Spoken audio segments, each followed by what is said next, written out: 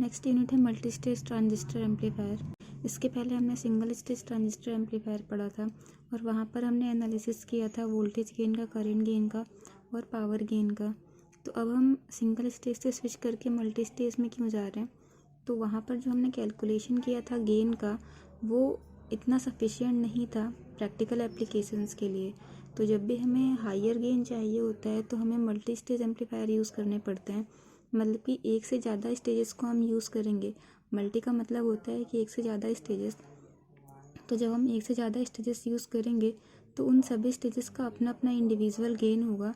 उसके अकॉर्डिंग हम गेन को इम्प्रूव कर सकते हैं। तो बेसिकली नीड मतलब की ज़रूरत क्यों पड़ी मल्टी स्टेज एम्पलीफायर की? तो गेन को इम्प्रूव करने के लिए हमें मल्टी स्टेज एम्पलीफायर की ज़रूरत पड़ी। जो सिंगल स्टेज एम्पलीफायर थे उनसे जो गेन मिल रहा था वो प्रैक्टिकल एप्लीकेशंस के लिए सफिशिएंट नहीं थे। Then we go for multi stage amplifiers.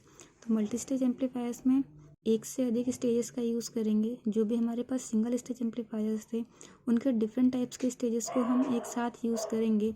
मतलब कि एक स्टेज, फिर दूसरी स्टेज, तीसरी स्टेज, उन सभी को हम क्या करेंगे, कैस्केड में कनेक्ट करेंगे। कैस्केड में कनेक्ट करने का मतलब क्या होता है, सीरीज़ में कनेक्शन। उन सभी स्टेजेस को सीरीज़ में हम कनेक्ट करेंगे और सीरीज़ में कनेक्ट करने के बाद हम कि सभी जो स्टेजेस हैं उन सभी का इंडिविजुअल गेन होगा। तो उन सभी का इंडिविजुअल गेन के अकॉर्डिंग हम देखेंगे कि ओवरऑल गेन हमारा क्या निकल के आएगा। तो जो ओवरऑल गेन होगा यहाँ पर in comparison to single stage amplifier अब हमें इम्प्रूव्ड होकर के मिलेगा।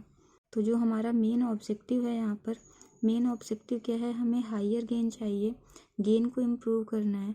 तो गेन को इम्प्रूव करने के लिए हम लोग एक से ज़्यादा स्टेजेस का यूज़ कर सकते हैं। अब अगर गेन का कैलकुलेशन करें तो यहाँ से हम देख सकते हैं कि हमने यहाँ पर 3 स्टेजेस यूज़ किए हैं। तो यहाँ पर एक सिंगल स्टेज एम्पलीफायर ये है, दूसरा सिंगल स्टेज एम्पलीफायर ये है, तीसरा सिंगल स्टेज एम्पलीफायर ये है। इन तीनों स्टेजेस को हम क्या करेंगे, कैस्केड में कनेक्ट करेंगे। मतलब कि एक के बाद एक हम इसको कनेक्शन प्रोवाइड करेंगे। तो सीरीज़ में कनेक्ट करने का मतलब क्या है कि जो पहले वाले का आउटपुट होता है को दूसरे वाले के इनपुट से हम कनेक्ट कर देते हैं। तो यहाँ पर ये जो पहला स्टेज है उसका इनपुट वोल्टेज ये है और उसका कुछ आउटपुट वोल्टेज, उसको अगर हम V1 से डिनोट करें, पहले स्टेज का जो आउटपुट है उसका आउटपुट वोल्टेज हमने V1 से डिनोट किया। तो अब देखिए आपका जो पहले स्टेज का आउटपुट है वही दूसरे स्टेज के लिए इनपुट का काम करेगा। तो हम डायरेक्टली सीरीज़ में जब कनेक्ट करेंगे तो पहले स्टेज के आउटपुट को हमने दूसरे स्टेज के इनपुट से कनेक्ट कर दिया। ये जो आपका V1 है, यही V1 आपका सेकेंड स्टेज है उसके लिए इनपुट का काम करेगा। तो यहाँ पर हमने 2 स्टेजेस को क्या कर दिया है, कैस्केड में कनेक्ट कर दिया है। अभी जो सेकेंड स्टेज है इसका जो आउटपुट है, इसको हम कह दे रहे हैं कि इसका जो आउटपुट होगा वो V2 होगा और यही जो आउटपुट वोल्टेज है सेकंड स्टेज का वो थर्ड स्टेज के लिए इनपुट का काम करेगा।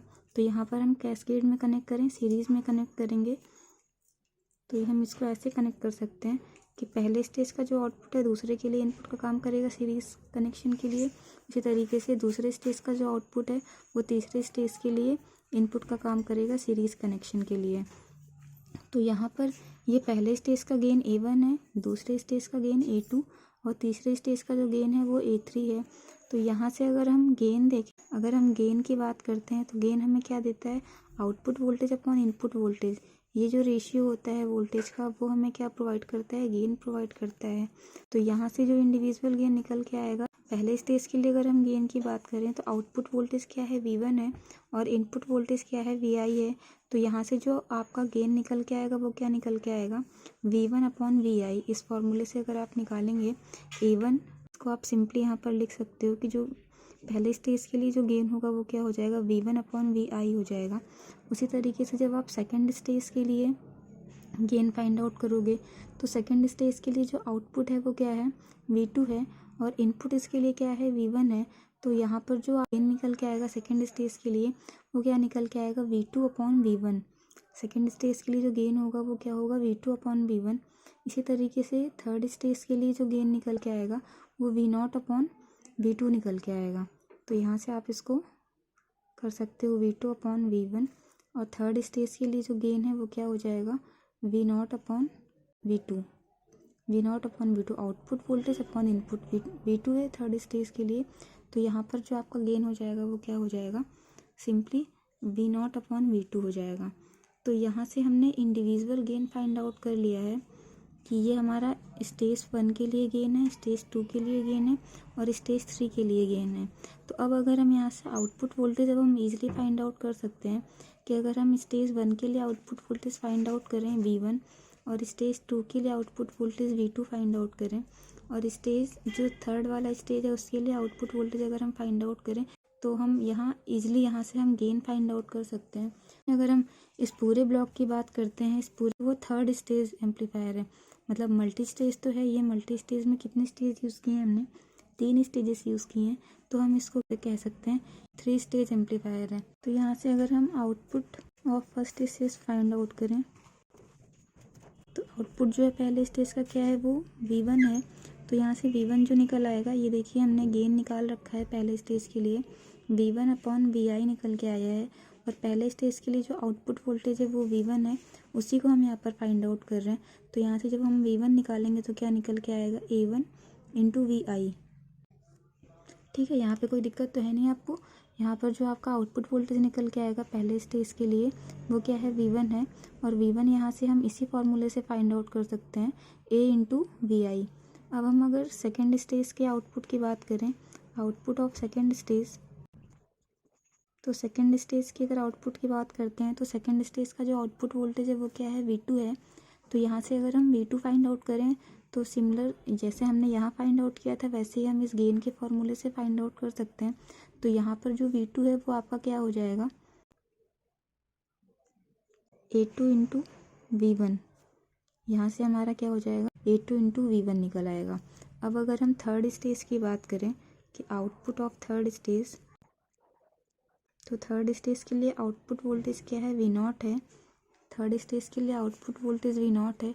और यहाँ से अगर हम output voltage V0 find out करें तो A3/V2 आ जाएगा।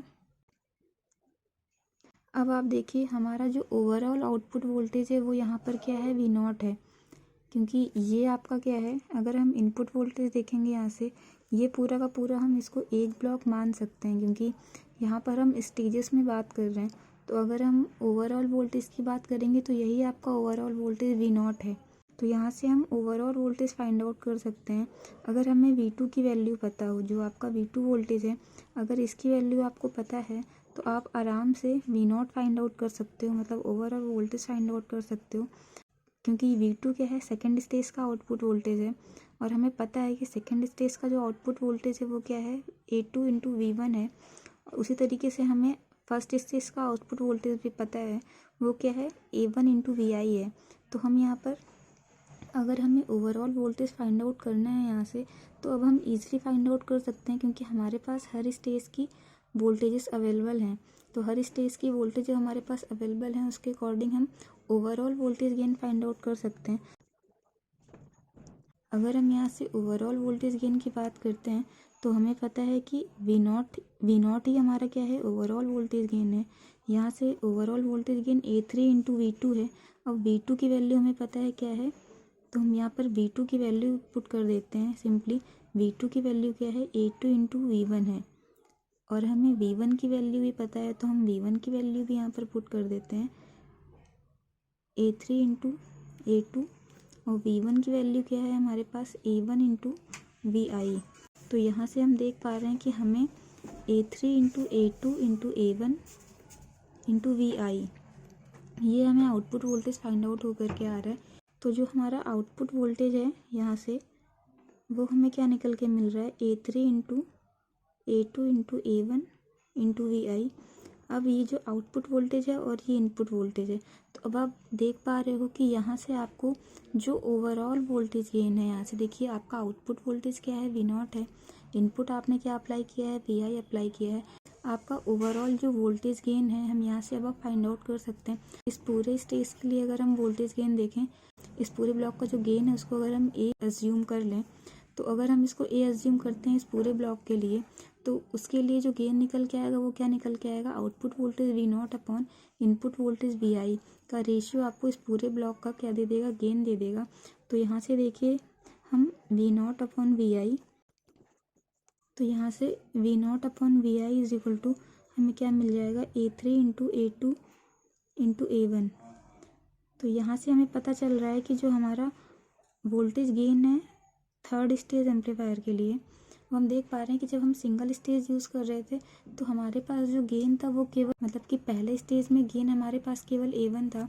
लेकिन जब हमने एक से ज़्यादा स्टेजेस यूज़ किए, यहाँ पर एक से ज़्यादा स्टेजेस यूज़ करने पे हमारे पास जो गेन निकल के आया है वो सभी का प्रोडक्ट होकर के मिल रहा है। तो सभी का जो गेन है वो प्रोडक्ट होकर के अगर हमें मिलेगा, इसका मतलब क्या है कि गेन हमारा यहाँ पर इम्प्रूव हो जाएगा। अगर पहले स्टेज का एम्पलीफायर का गेन कुछ मान लीजिए 1 है, दूसरे स्टेज का अगर 2 है और तीसरे स्टेज का अगर 3 है, तो उसके अकॉर्डिंग जो हमारा ओवरऑल गेन निकल के आएगा वो क्या निकल के आ जाएगा, 6 निकल के आ जाएगा। इन कंपैरिजन टू अगर हम सिंगल स्टेज की बात करें तो हमारे पास क्योंकि A1 का हमने केवल 1 ही माना हुआ है गेन, तो हमारे पास सिंगल स्टेज के लिए केवल गेन 1 निकल के आ रहा था। लेकिन अगर हम एक से ज़्यादा स्टेजेस यूज़ की और उनका इंडिविजुअल जो गेन है, उनका जो प्रोडक्ट है वही हमें दे रहा है ओवरऑल गेन, इसका मतलब क्या है, गेन हमारा इम्प्रूव हो जाएगा।